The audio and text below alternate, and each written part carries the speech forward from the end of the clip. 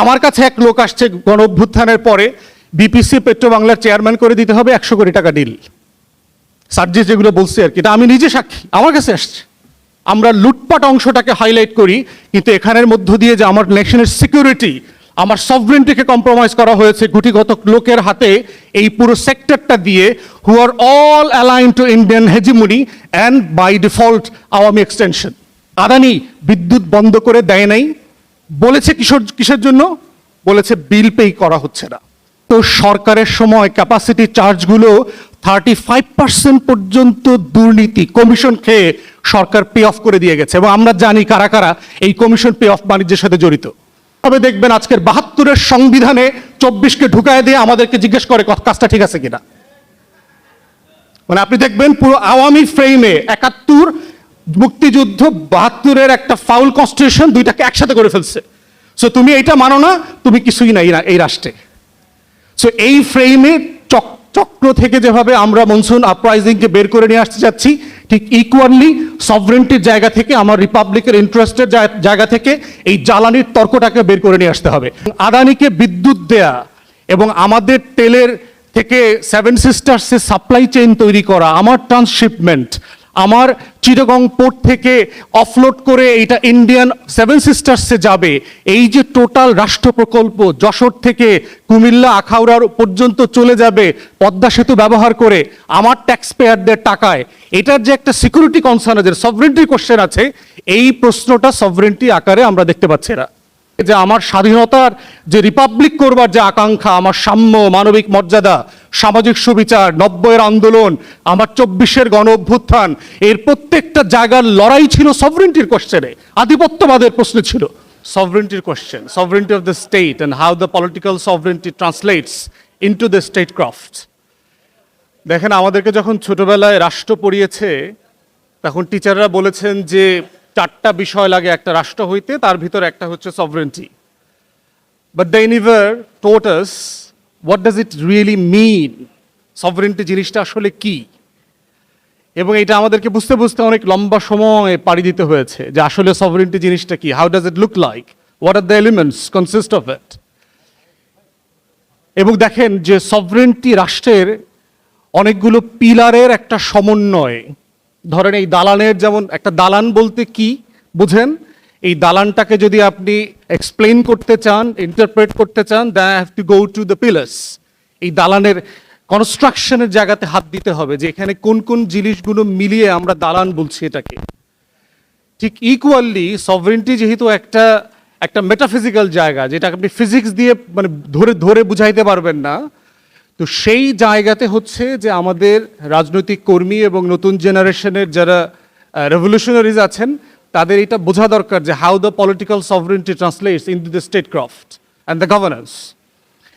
তো সেইখানে দেখেন যে আমরা যখন জ্বালানি নিয়ে কথা বলি, মোটা দাগে কথা বলি, আমার কয় লিটার তেল আছে, কয় ব্যারেল গ্যাস আছে, এইটা কোন জায়গায় আসে, কোন জায়গা থেকে কিনতেছি, কোন জায়গায় বেচতেছি, কোথায় চুরিচামারি হইতেছে, লাইন বসাইতেছি কিনা, তার টানতেছি কিনা, এবং এই রিলেটেড আর কি। কিন্তু এটার একটা বিগার কোশ্চেন দেখেন, আপনারা নোটিস করেছেন কিনা যে এই বছর জানুয়ারি মাসে বার্লিন ইলেকট্রিসিটিতে একটা আর্সন অ্যাটাক হয়েছে। জার্মানির সরকার ধারণা করছে ইটস এ স্যাবোটাজ। আমার মনে আছে আমরা তখন পড়াশোনা করছি বাইরে, আমেরিকার নর্থ ইস্টে সাডেনলি একটা ব্ল্যাকআউট হয়ে গেল, পুরো আমেরিকার নর্থ ইস্ট কারেন্ট চলে গেছে। পরে খবর নিয়ে জানা গেল যে চায়না এবং নর্থ কোরিয়ার সাইবার আইটি টিম যারা আছে, তারা সেইটা সিস্টেমে ঢুকে ভাইরাস ইনফেক্ট করে দিয়েছে, পুরো সিস্টেম কলাপস করে গেছে। গত বছর দেখলাম আপনার স্পেনে, আইবেরিয়ান পেনিনসুলা, স্পেন এবং পর্তুগাল, দুই জায়গাতেই জ্বালানি সেক্টরে সিরিয়াস কাওয়াস, গ্যাস আছে কিন্তু সাপ্লাই করা যাচ্ছে না, পুরো চেইন ম্যানেজমেন্ট নষ্ট হয়ে গেছে, ইলেকট্রিসিটি ইনক্লুডেড। তাহলে এখন চিন্তা করে দেখেন যে আমাদের মন্ত্রী, আমাদের যে এই যে হীরক রাজার দেশ যারা এখন শাসন করছেন, এই মাননীয় মন্ত্রীরা বলছেন যে আমার তেলের সংকট নাই, আমার তেল মজুদ আছে, আমার সাফিসিয়েন্ট তেল সরবরাহ করা হচ্ছে, পাম্পে ঘাটতি নাই। তো লাইনটা আসতেছে কোত্থেকে? এখানে একটা মিসিং লিঙ্ক আছে না? এই মিসিং লিঙ্কটা হচ্ছে পলিটিক্যাল সভরেন্টির কোশ্চেন, যে আপনার রাষ্ট্রের সব থাকবে কিন্তু আলো থাকবে না, বিদ্যুৎ থাকবে না। আপনার রাষ্ট্রের সব থাকবে কিন্তু বাড়িতে গ্যাস থাকবে না। আপনার রাষ্ট্রের সব থাকবে কিন্তু আপনার কোম্পানি চলবে না। আপনার রাষ্ট্রের সব থাকবে কিন্তু বিদেশিরা আসবে না ইনভেস্ট করতে। এই যে সভরেন্টির কোশ্চেন আকারে এনার্জিকে ডিল করা, that hasn't been seen by the nation for the last 5 decades। আমরা কখনো দেখি নাই যে এইটাকে সভরেন্টি আকারে ডিল করা। এনার্জি এইটা এখন আর সিকিউরিটির কোশ্চেন না, মানে ইটস মাচ বিগার কোশ্চেন। এবং দেখেন যে কেন যুদ্ধগুলো হচ্ছে, আপনি দেখবেন যে 60, 70, 80 দশকের যুদ্ধগুলো দেখেন, আমেরিকান ইন্টারভেনশনগুলো দেখেন, সেটা হচ্ছে সোভিয়েত ইউনিয়নকে ঠেকাও, আমার দুনিয়ার মোরলগিরি ঠেকাইতে হবে।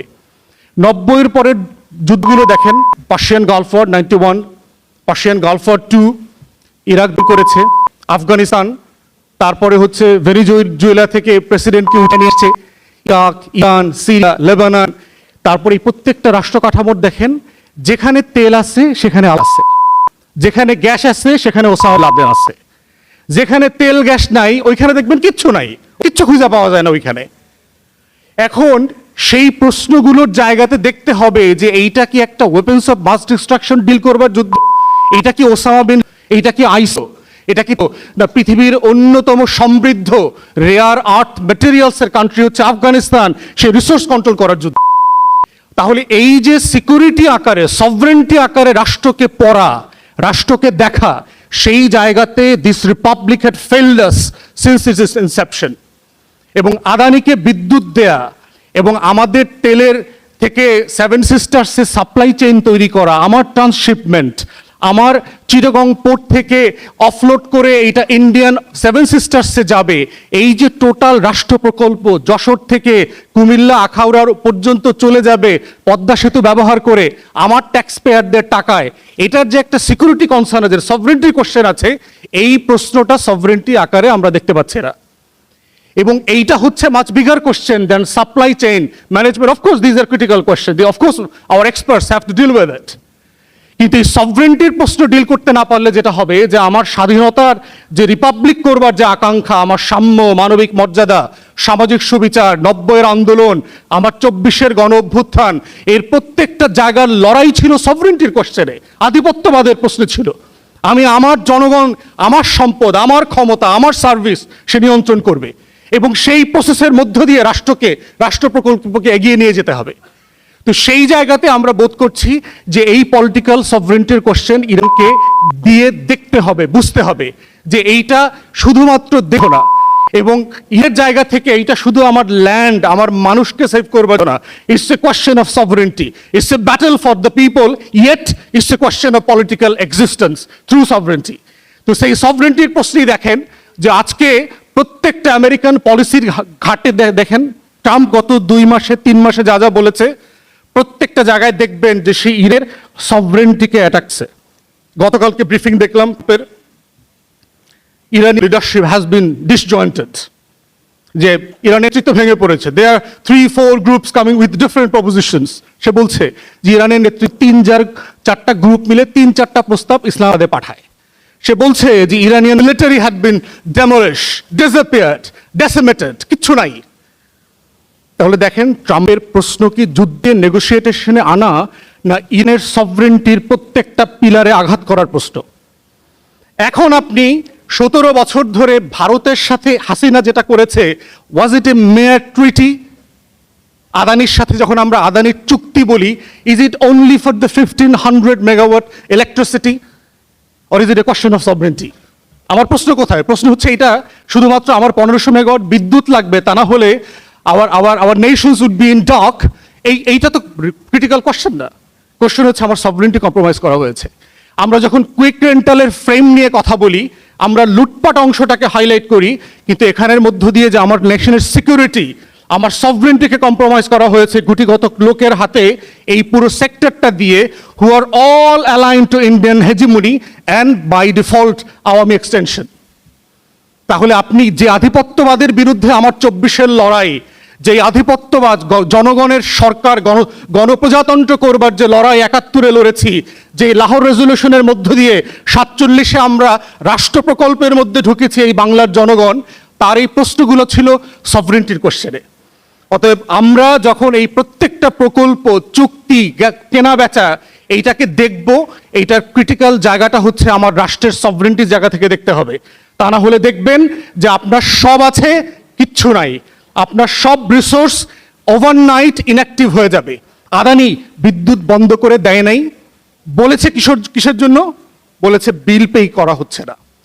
গত সরকার কুইক রেন্টালের আইনের কথা শামসুল আলম ভাই বলেছেন, গত সরকারের সময় ক্যাপাসিটি চার্জগুলো 35% পর্যন্ত দুর্নীতি, কমিশন খেয়ে সরকার পে অফ করে দিয়ে গেছে, এবং আমরা জানি কারা কারা এই কমিশন পে অফ বাণিজ্যের সাথে জড়িত।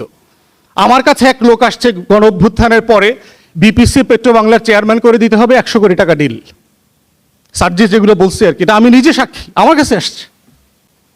তাহলে এই প্রশ্নটা আমাদেরকে সভরেন্টি আকারে, পলিটিক্যাল সভরেন্টির কোশ্চেনের জায়গা থেকে ডিল করতে হবে। দ্বিতীয় যেটা বলে আমার বক্তব্য শেষ করব, সেটা হচ্ছে কাঠামো। জ্বালানিকে ডিল করবার যে কাঠামো দুনিয়া আমাদেরকে চাপিয়ে দিয়েছে, এবং এটার সাথে আমাদেরকে পরিবেশকে, এনভায়রনমেন্টকে ট্যাগ করে দিয়েছে, can we afford it? Certainly we have to deal with the fossil fuel. Certainly we need clean, pure energy. Certainly we need to address the climate resilience questions. Certainly Bangladesh is one of the most vulnerable countries in the world when it comes to climate change. Yes, we have to deal with it. কিন্তু প্রশ্ন হচ্ছে যে এই কাঠামো আমার জন্য sufficient কিনা, আমি এই কাঠামো ডিল করবার জন্য প্রস্তুত কিনা। পশ্চিমারা তো 17th সেঞ্চুরি থেকে ইন্ডাস্ট্রিয়াল রেভলিউশন করে ফেলেছে, সে তার দেশকে ডেভেলপ করে ফেলেছে, নেশনকে আপলিফ্ট করে ফেলেছে। আজকে তার 1 লক্ষ $1.5 তার বছরে ইনকাম। সে যেখানে এটা একটা ক্লিন এনার্জি, একটা ইলেকট্রিক গাড়ি, এই পুরো প্রসেস অ্যাফোর্ড করতে পারবে, ঠিক সেই জায়গাতে আমি এইটা কতটুকু অ্যাফোর্ড করতে পারবো না? আমার একটা ট্রানজিশন দরকার, এবং এই ট্রানজিশনের সময়টা পর্যন্ত এটার জন্য কম্পেনসেশন, ট্রানজিশনের জন্য যে মেকানিজম দরকার, টেকনোলজি ট্রান্সফার দরকার, পশ্চিমারা সেটা কোনোটা করবার জন্য প্রস্তুত না। তাহলে দেখেন যে 250 বছরের তার তৈরি করা পুঁজি দিয়ে, তার তৈরি করা ইন্ডাস্ট্রি এবং কোম্পানি আমাকে খাওয়াইছে, এখন বলছে যে না, এই কোম্পানিগুলো আর চলছে না, একটা নতুন বিজনেস মডেল নিয়ে আসছে, এই রেজিলিয়েন্সের নামে, এনার্জি সিকিউরিটির নামে, ক্লাইমেট কমপ্লায়েন্সের নামে আমাকে এখন আবার গ্যাসের গাড়ি, তেলের গাড়ি খাওয়ায়া এখন বিদ্যুতের গাড়ি খাওয়াইতে নিয়ে আসছে।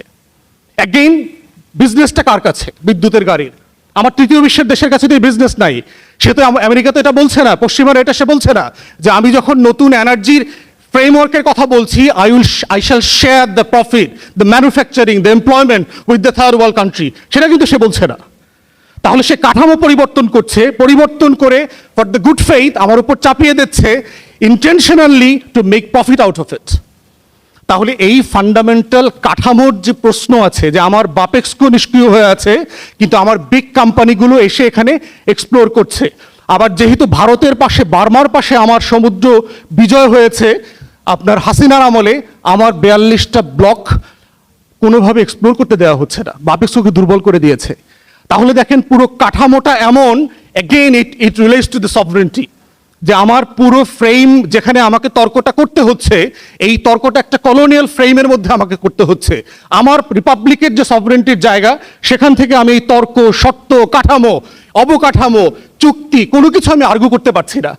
এবং না করতে পারার সবচেয়ে বড় কারণ হচ্ছে গত 5 দশকে সবচেয়ে দুর্নীতিবাজ, করাপ্ট ক্লাউনদেরকে এই মন্ত্রণালয়গুলোর দায়িত্ব দিয়েছে প্রত্যেকটা সরকার। দেখবেন গত 5 দশকের প্রত্যেকটা করাপ্ট মিনিস্টারকে দায়িত্ব দিয়েছে, যেই মন্ত্রীকে গত সরকারে, তাদের সরকারে অব্যাহতি দিতে হয়েছে বিভিন্ন কারণে, সেই একই ফেইল্ড মিনিস্টারকে আবার নতুন করে দায়িত্ব দিয়েছে, only to fail the nation again post monsoon revolution. তো এই দুইটা কাঠামোর জায়গা থেকে টোটাল আমাদের জ্বালানি, বিদ্যুৎ, এগুলোকে নিয়ে নতুন তর্কটা তোলা দরকার। সার্টেনলি আজকের এনসিপি প্যানেলিস্ট যারা কথা বলেছেন সেটা গুরুত্বপূর্ণ। আমরা আমাদের প্যানেলিস্টদের কাছ থেকে শিখতে চাই, বুঝতে চাই রাজনৈতিক কর্মী আকারে, যে এই কাঠামোর ভিতরে নতুন শর্ত আমরা কিভাবে তৈরি করতে পারি। গ্লোবাল সাউথের তো নিউ কন্ডিশন দরকার, আমি তার চাপিয়ে দেওয়ার শর্তে তো আমি নেগোশিয়েট করতে পারবো না, because they already have the upper hand for the negotiation. আমি ওই তর্কতে জড়ায় গেলে, যেভাবে দেখবেন আজকের 72-এর সংবিধানে 24কে ঢুকায় দিয়ে আমাদেরকে জিজ্ঞেস করে কাজটা ঠিক আছে কিনা। মানে আপনি দেখবেন পুরো আওয়ামী ফ্রেমে 71 মুক্তিযুদ্ধ, 72-এর একটা ফাউল কনস্টিটিউশন, দুইটাকে একসাথে করে ফেলছে। সো তুমি এটা মানো না, তুমি কিছুই না এই রাষ্ট্রে। সো এই ফ্রেমে চক্র থেকে যেভাবে আমরা মনসুন আপরাইজিংকে বের করে নিয়ে আসতে যাচ্ছি, ঠিক ইকুয়ালি সভরেন্টির জায়গা থেকে, আমার রিপাবলিকের ইন্টারেস্টের জায়গা থেকে এই জ্বালানির তর্কটাকে বের করে নিয়ে আসতে হবে। সবাইকে ধন্যবাদ। সালামু আলাইকুম।